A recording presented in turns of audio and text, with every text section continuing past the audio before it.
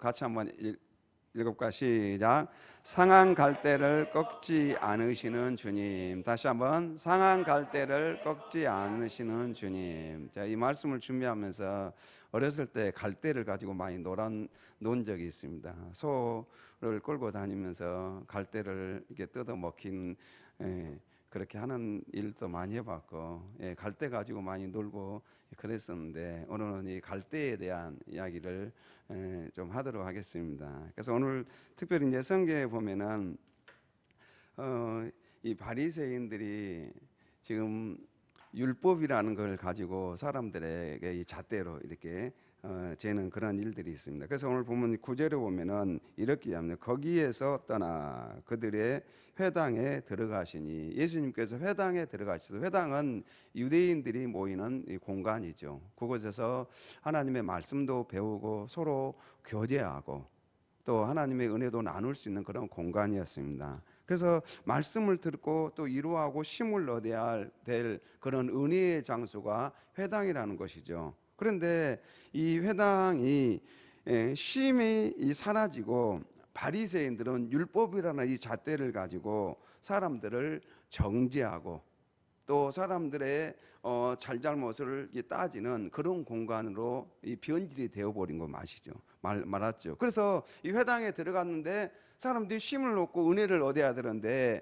율법이라는 잣대로 너 뭘 잘못했어, 이 율법 5계명을 어겼어 이렇게 하면서 그 율법이라는 잣대로 자꾸 사람들의 잘못을 지적하는 그런 공간으로 전락하고 말았다는 것이죠. 자, 그래서 예수님께서 이렇게 회당에 들어가셨습니다. 이곳에 들어가는데 한 손 마른 사람, 그러니까 성경에 보면은 손 마른 사람 이렇게 나오고 있습니다. 근데 이 손 마른 사람을 12장 10절에 보니까 뭐라고 이야기하냐면 한쪽 손 마른 사람이 있는지라 이렇게 나오고 있어요. 한쪽 손 마른 사람이. 그런데 누가복음 6장 6절 같은 어떤 내용이라고 할 수 있습니다. 그 본문에 보니까 이 손이 어떤 손이냐면은 왼손이 아니라 오른손이에요. 오른손. 그래서 누가복음 6장 6절 보니까 또 다른 안식일에 예수께서 회당에 들어가사 가르치실 때 거기 오른손 마른 사람이 있는지라. 오른손이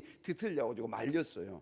여러분, 손이 말리면은 일할 수 있습니까 없습니까? 일할 수가 없죠. 오른손을 쓸 수가 없습니다. 밥을 먹을 수도 없어요. 그래서 손이 이렇게 말려 있어요. 손이 말려져 뒤틀려져 있기 때문에 오른손을 쓸 수가 없어요. 그러면은 어떻게 해야 됩니까? 왼손을 가지고 사용해야 됩니다. 왼손을 가지고 사용해야 돼요. 그래서 이 육체적으로 오른손이 뒤틀려서 말려져 있는 그런 상황이죠. 사실은 어떻게 보면 피가 순환이 되지 않아 가지고 손이 오그라지는 그런 상황이죠. 그런데 이제 이 오른손은 능력과 권위를 상징하고 정결함을 상실하는 이 오른손입니다. 그런데 이 오른손이 어떻게 됐다고요? 말렸어. 말려가지고 오른손을 쓸 수가 없습니다. 그래서 이제 이 사람은 어떻게 돼요? 왼손을 가지고 일을 해야 됩니다. 그런데 이제 지금 오늘 성경에는 나오지 않지만은 이 성경 외경에는 이 사람에 대해서 자세하게 나누어주고 있는데, 이 사람에 대해서 자세하게 이야기하는데 뭐냐면 오른손이 마른 이 사람은 직업이 뭐냐? 바로 석공이라는 거야. 석공, 돌을 다듬는 사람이잖아요. 이 돌을 다듬는 사람이에요. 그러면은 오른손이 말려 있으면 어떻게 됩니까? 그동안 가족 부양을 위해서 열심히 일했던 사람인데 어느 순간에 갑자기 오른손이 말리게 된 거죠. 석공이니까 열심히 돌을 쪼개면서 다듬으면서 무거운 것을 들으면서 그렇게 일해야 될 사람이죠. 근데 오른손이 말려 더 이상 석공으로서 일할 수가 없는 것이죠. 그래서 일할 수 없는 그런 이 상태, 그래서 직업의 상실이죠. 그래서 무거운 돌을 다듬어야 되는데 그러한 일들을 더 이상 할 수 없는 그런 상태로 이 사람이 하루하루를 살아가야 됩니다. 이렇게 자기가 또 일하지 못해요. 여러분, 이 직장에 다니면서 직장에서 특별히 오른손을 가지고 일해야 될 이 석공 일을 못하면 어떻게 되죠? 대부분 저도 이제 유튜브를 보면은 뭐 극한 직업, 이렇게 극한 직업, 그 유튜브를 한 번씩 봅니다. 그런데 정말 극한 직업이요. 그런데 거기에서 공통적으로 그분들이 하는 이야기가 있어요. 뭐냐면은 왜 이 일을 하느냐? 왜 이 굉장히 자신의 생명도 위협받는 이 일들을 하느냐? 공통적으로 기자들이 질문하면 그들이 대답하는 공통적인 대답이 있어요. 그게 뭐예요? 네, 자녀들을 위해서, 자녀 학비를 벌어야 돼서, 가족들을 부양해야 돼서 공통적으로 하는 그 대답이 그거예요. 왜 이 극한 직업에서 이 사람들이 그런 일들을 할 수밖에 없는가? 그 일들을 할 수밖에 없는 것은 가족들을 위해서, 가족 부양을 위해서 내가 이 일을 할 수밖에 없다. 죽음을 무릅쓰고 그들을 일을 내요. 그래서 그 죽음을 무릅쓰고 하는 그 이유는 우리 가족들 생계를 위해서 내가 해야 된다. 아마 오늘 본문에 나오는 이 속공도 마찬가지일 거예요. 이 속공도 가족 부양을 위해서 그 무거운 돌을 다듬고 그렇게 지금까지 살아왔어요. 그런데 손이 어떻게 됐어요? 손이 어떤 이유로 인해서 말려버렸어요. 피가 순환이 되지 않고 말려서 더 이상 속공 일을 할 수 없어요. 그래서 이제 집에를 갔는데, 집에를 돈을 가지고 가서 가족들을 부양해야 되는, 더 이상 먹일 수도 없고 또 가족들을 섬길 수도 없어요. 자녀들을 학교도 보낼 수가 없는 그런 상황에 닥치게 된 것이죠. 뿐만 아니라 이 오른손은 어떤 역할을 했냐면은 이 부정한 일에 쓰이는, 사실은 어떻게 보면 오른손으로 이렇게 정결한 일들을 했던 것이죠. 그런데 이제 왼손으로 그들이 구걸을 하게 되면은 이 왼손은 부정한 일에 쓴 손으로, 그렇게 당시 유대사에서는 그렇게 생각을 했습니다. 그래서 왼손으로 사람들에게 어떤 도움을 요청하라 그렇게 하면은 그것을 굉장히 부정한 것으로 생각을 했던 것이죠. 그래서 이 사회적 어떤 이 수치스러운 그런 삶으로 전락하고 말았다는 것이죠. 이것이 바로 오늘 본문에 나오는 손 마른 사람의 어떤 비극적인 모습입니다. 자, 그런데 이런 이 손 마른 사람이 있는데, 그 이 손 마른 사람에 대해서 예수님께서 이렇게 합니다. 한속 손 마른 사람이 있는지라 사람들이 예수께 고발하려 하여 물어 이르되 안식일에 병 고치는 것이 옳으니까. 자, 지금 손 마른 사람이 있어요. 손 마른 사람 아마 바리새인들이 데려온 것 같기도 해요. 그래서 회당에 데려왔어요. 자, 데려와서 자, 예수님이 어떻게 하신가 보면서 이 안식일에 이 병을 고치는 것이 옳습니까? 라고 이렇게 질문하고 있습니다.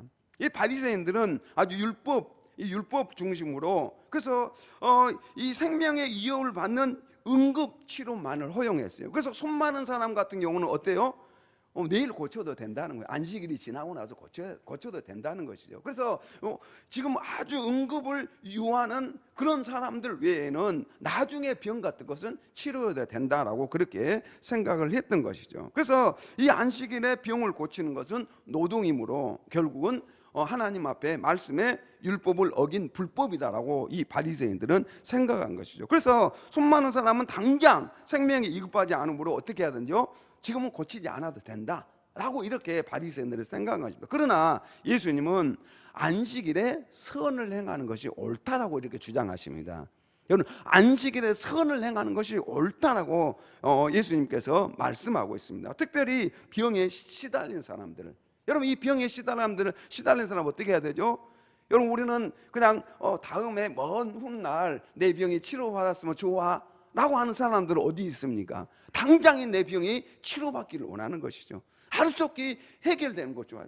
이것으로부터 해방돼야 돼요. 그래서 이 가족도 부양해야 되고, 이 지금 손 많은 사람은 할 일이 많아요.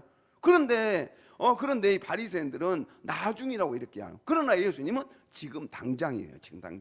지금 고침 받아야 된다라고 예수님은 말씀하고 있죠. 그래서 고통받는 자의 복이 안식일의 본래 목적이다라고 예수님은 말씀하고 계십니다. 그래서 이제 예수님께서 그 다음에 11절 이하에 보면은 이렇게 말씀하십니다. 우리 11절 12절 같이 읽어봐요.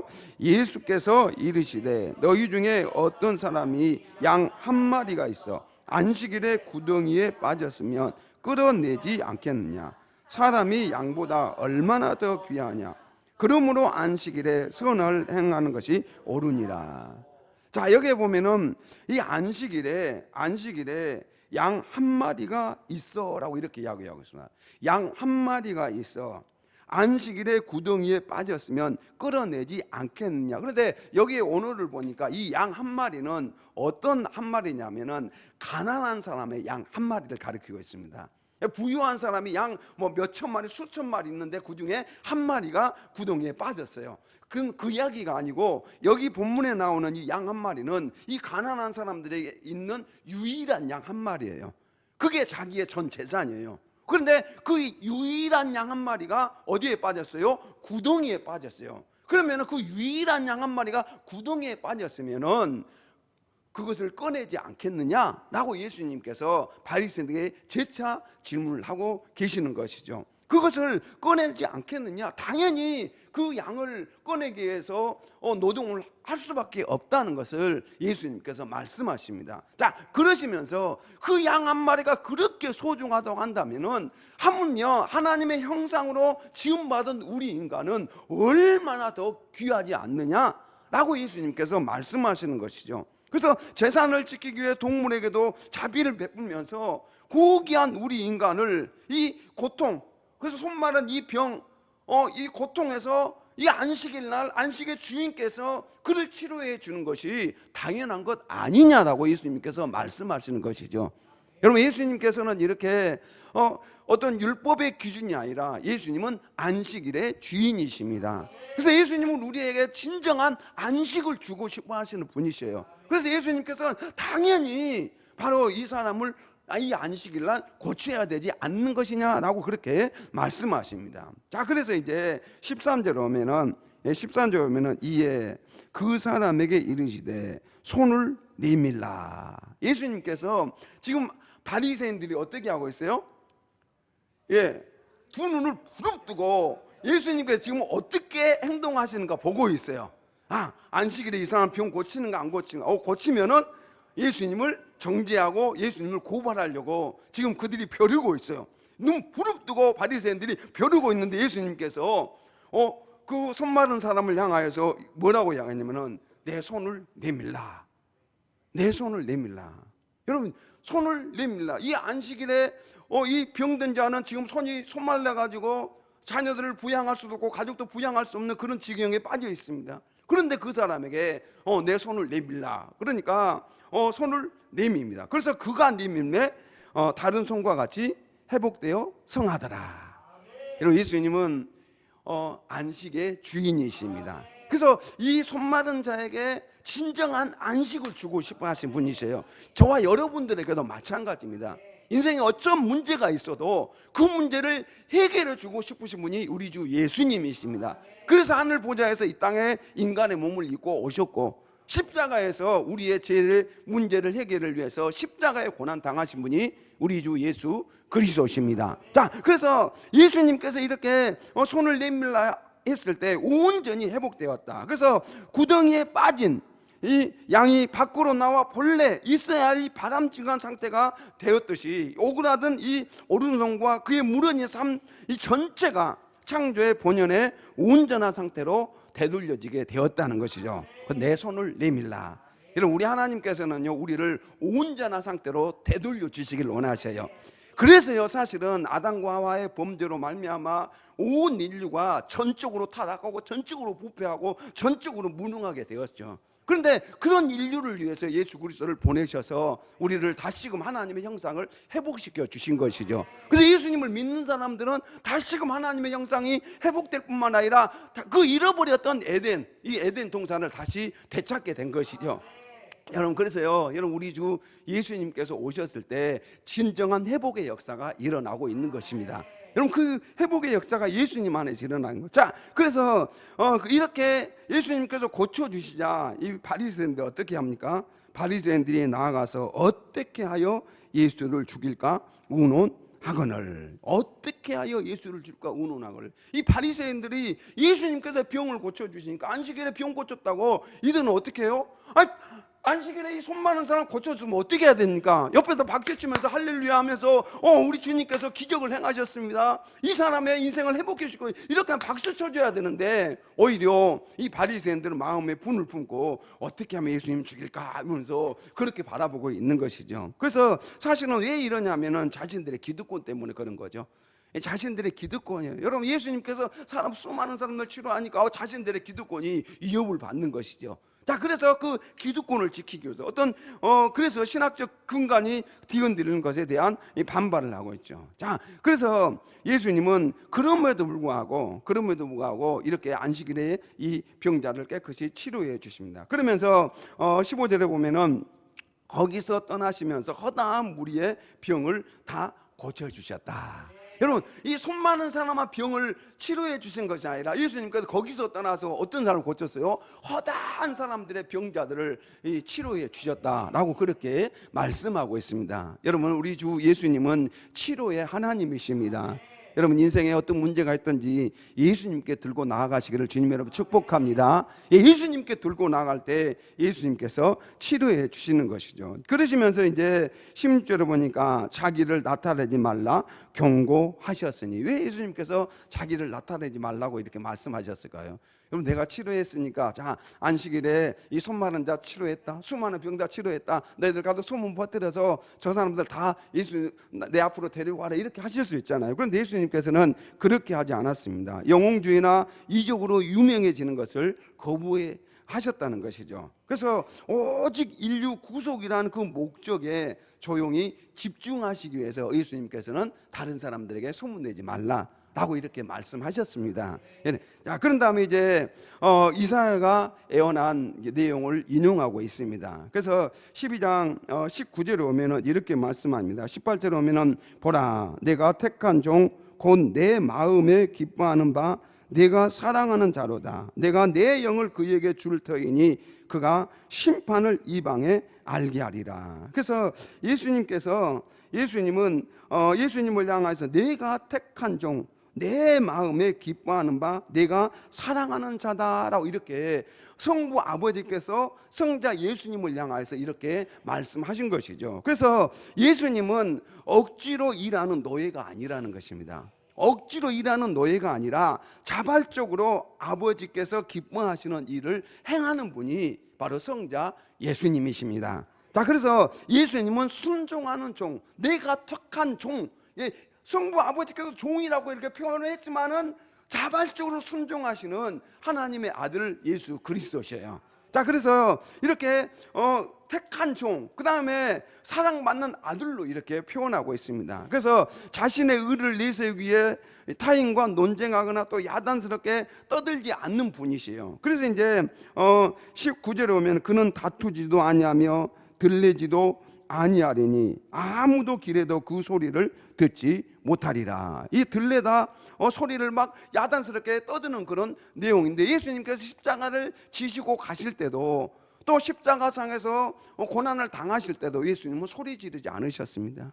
예수님은 자신께서 걸어가시는 그 십자가의 길 가운데서 그 엄청난 고통을 당하셔도 예수님께서는 그것을 꾹 참고 묵묵히 십자가를 지고 가신 것을 볼 수가 있습니다. 그래서 아무 말씀 없이 고통의 십자가를 지시는 진정한 겸손의 모습을 오늘 본문에서 표현하고 있습니다. 그래서 예수님은 진정한 겸손한 분이셔요. 여러분, 우리가 십자가를 지고 우리 인생에 여러 가지 인생의 무거운 그런 짐이 있을 때, 여러분, 그것 때문에 우리가 여기서도 떠들 것이 아니라 묵묵히 하나님 앞에 나와 겸손하게 엎드려서 하나님의 은혜를 구할 수 있기를 바랍니다. 하나님의 은혜를 구할 때 하나님의 은혜를 경험하게 되는 것이죠. 자, 그런 다음에 이제 12장 20절 같이 읽을까? 시작. 상한 갈대를 꺾지 아니하며 꺼져가는 심지를 끄지 아니하시기를 심판하여 이길 때까지 하리니. 자, 오늘 본문에서는 이제 상한 갈대를 꺾지 아니한다라고 이렇게 말씀합니다. 여러분, 갈대를 꺾지 아니한다. 여러분, 상한 갈대는 어떤 갈대입니까? 원어의 의미가 보면은 산산이 부수자 이미 썩어 부서져 있다라고 이렇게 나오고 있습니다. 상한 갈대, 상한 갈대 소들이 막 밟거나 여러 가지 어떤 도구로 인해서 또 사람들로 인해서 이 완전히 거의 상해서 거의 꺾어져 가는 그런 이 갈대를 의미하고 있어요. 여러분, 상한 갈대는 어디에 쓸 수가 없어요. 피리도 사용할 수 없고, 보통 이제 잣대로도 사용하는데 잣대로도 쓸 수도 없고, 여러 가지 물건을 만들어서 사용했는데 사용할 수가 없는 게 상한 갈대잖아요. 그런데 이 상한 갈대 부서져 더 이상 쓸 수 없는 그런 상태를 가리키고 있습니다. 그런데 이런 상한 갈대를 예수님께서 어떻게 하신다고요? 꺾지 않으신다는 것이잖아요. 여러분, 세상 사람들 어떻게 합니까? 상한 갈대 쓸모 있어요? 그냥 낫으로 베가지고 다 버리고요. 쓸모없는 건 베서 그냥 버리는 것이죠. 불태워 버리는 것이죠. 그런데 예수님 그 상한 갈대, 아주 꺾어져 가는 그 상한 갈대조차도 꺾지 않으신다라고 이렇게 말씀하고 있습니다. 사실 어떻게 보면 이 상한 갈대는 이방인이나 사회적 약자라든가 율법주의 체제 하에서 정죄받고 가치가 상실되는 자들, 또 질병을 가진 자들, 여러분 여러 가지 인생의 문제를 가진 자들이 바로 이 상한 갈대죠. 예, 상한 갈대예요. 그래서 또 이 죄책감이나 질병, 가난, 억압으로 인해서 짓밟히고 부서져 버린 손마른 손꼽과 같은 그런 인생들이 상한 갈대입니다. 여러분 상한 갈대예요. 근데 이런 상한 갈대를 어떻게 하신다고 예수님께서? 예, 상한 갈대는 사실 쓸모가 없어요. 세상에 어떤 규주로 오면 아무런 쓸데없는 것들입니다. 쓸데없는 것들은 쓰레기통에다 버리잖아요. 그런데 그것조차도요 예수님은 꺾어버리지 않으신다는 것이죠. 그래서 상한 갈대를 꺾지 않으신다 뿐만 아니라 꺼져가는 심지를 끄지 아니하신다. 여러분 꺼져가는 심지, 꺼져가는 심지는 현재 연기를 내고 있는 것입니다. 올리브유가 떨어져서 비도 없이 매캐한 연기와 악취만 품어내는 그런 상태예요. 거의 사실은 불꽃이 없는 이 심지를 가리키고 있습니다. 여러분 불꽃이 없는 연기만 계속적으로 내뿜는 그런 심지예요. 여러분 이 심지는 사실 쓸 수가 없는 거잖아요. 불꽃이 되살아날 그런 어떤 희망도 없는 상태예요. 근데 꺼져가는 이 심지조차도 예수님을 끈다 안 끈다? 끄지 않는다는 것입니다. 끄지 않는다는 거예요. 생명을 잃고 절망 가운데 영적으로 이 가물거리는 그런 존재들이죠. 여러분 우리 같은 죄인이 사실은 꺼져가는 심지와 같은 존재였습니다. 여러분 세상에서 소외되고 타인에게 부담만 지우는 것처럼 보이는 사회도 또 잉여 계층도 이야기하지만 영적 탈진, 이 번아웃 가운데 빠진 사람들을 가리키기도 합니다. 여러분 꺼져가는 심지, 또 우리 이 죄를 지은 우리 인간을 향해서 하신 말씀이기도 하죠. 여러분 죄 가운데 허물과 죄로 죽었던 우리의 모습이죠. 허물과 죄로 죽었던 우리, 그냥 놔두면 어떻게 해도 영원한 지옥 형벌을 받아서 영원한 멸망길로 갈 수밖에 없는 존재들입니다. 그런데 그런 우리를 끄지 아니하시는 분이시다. 예, 상한 갈대를 꺾지 아니하시고 꺼져가는 심지를 끄지 아니하시는 분이 우리가 믿는 예수님입니다. 예, 우리가 믿는 예수님이에요. 그래서 언제까지? 바로 심판하여 이길 때까지. 심판하여 이길 때까지 우리 주님께서 상한 갈대를 꺾지 아니하시고 꺼져가는 심지를 끄지 아니하신다라고 이렇게 말씀합니다. 여러분 성경에 보면은 그런 인물들이 많이 있죠. 엘리야 선지자가 그런 인물 중에 한 사람이 아닙니까? 여러분 이 아세라 물론 이제 이 엘리야 선지자가 우상 숭배하던 그러한 아세라 신상, 또 바알 신상, 이들을 이 제사장들과 싸워서 승리하게 되지 않습니까? 근데 승리한 다음에 결국 그 제사장들을 다 죽이게 되죠. 그런 다음에 이제 이세벨이 지금 엘리야 선지자를 살해하겠다 그런 위협을 합니다. 그러자 이제 엘리야 선지자가 도망가지 않습니까? 예, 도망가서 나무 아래서 죽기를 간구하는 그런 모습을 볼 수가 있습니다. 하나님이시여 나의 생명을 거두시옵소서라고 그렇게 죽기를 간구할 때 하나님께서는 그런 엘리야 선지자를 꾸짖지 않으시고 천사를 통해 숯불에 구운 떡과 물을 먹이시고 또 충분히 재우신 뒤에 세밀한 음성으로 다시금 사명을 주신 것을 볼 수가 있습니다. 여러분 그래서 이 꺼져가는 심지를 끄지 아니하시는 하나님이십니다. 또 나오미도 마찬가지입니다. 우리가 룻기서 보면 나오미도 이렇게 이방 땅 모압에 이사를 갔는데 남편이 죽고 두 아들이 거기서 다 죽었어요. 그럼 다 죽고, 그래서 완전히 꺼져가는 그런 집안이었습니다. 그런 꺼져가는 집안이었어요. 완전히 상실한 그런 이 꺼져가는 집안이었는데 하나님께서 그런 꺼져가는 집안도요 그냥 내버려 두지 않더라는 것입니다. 여러분 룻을 붙여주시고 그렇게 해서 그 가정을 다시금 회복해 주셔서 결국은 어떻게 됩니까? 보아스를 통해 텅 빈 삶을 채우시고 다윗 왕의 가문을 잇는 영광의 자리로 회복하신 것을 볼 수가 있습니다. 여러분 이 일들을 행하신 분이 우리가 믿는 하나님이십니다. 또 뿐만 아니라 요한복음 8장에 보면 가늠하다 현장에서 잡힌 여인이잖아요. 이 여인도 마찬가지예요. 이 여인의 삶은 더 이상 소망이 없습니다. 돌에 맞아 이제 죽어야 돼요.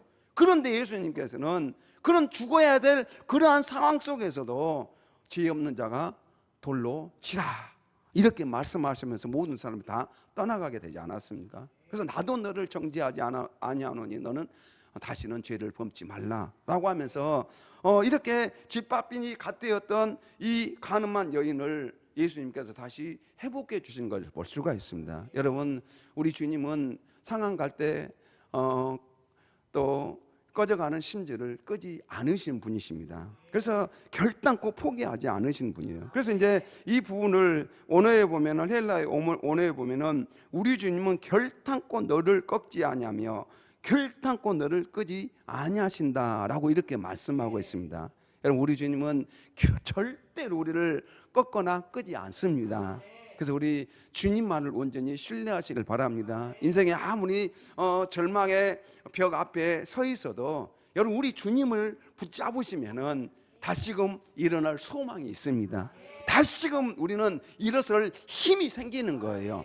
여러분, 우리 주님 안에 여러분 능력이 있고 생명이 있고 또 모든 것들이 주님의 손에 달려 있습니다. 자, 그래서 부서진 부위에 은혜의 부목을 대어서 다시 하나님을 찬양하는 피리가 되게 하신 분이 바로 우리가 믿는 우리 주 예수 그리스도십니다. 그래서 메말라 연기만 나는 영혼에 성령의 기름을 듬뿍 부어서 찬란한 불꽃으로 타오르게 하실 분이 우리 주 예수 그리스도십니다. 그래서 이 손 많은 속공 엘리야, 나오미, 또 가늠한 여인을 안으셨던 그 주님, 오늘도 저와 여러분을 안으시고 여러분들의 인생을 다시금 이 불꽃이 살아나게 하시고 여러분들의 꺾여진 그 갈대가 다시금 꼿꼿이 서서 하나님 나라를 위해서 귀하게 쓰임받기를 원하십니다.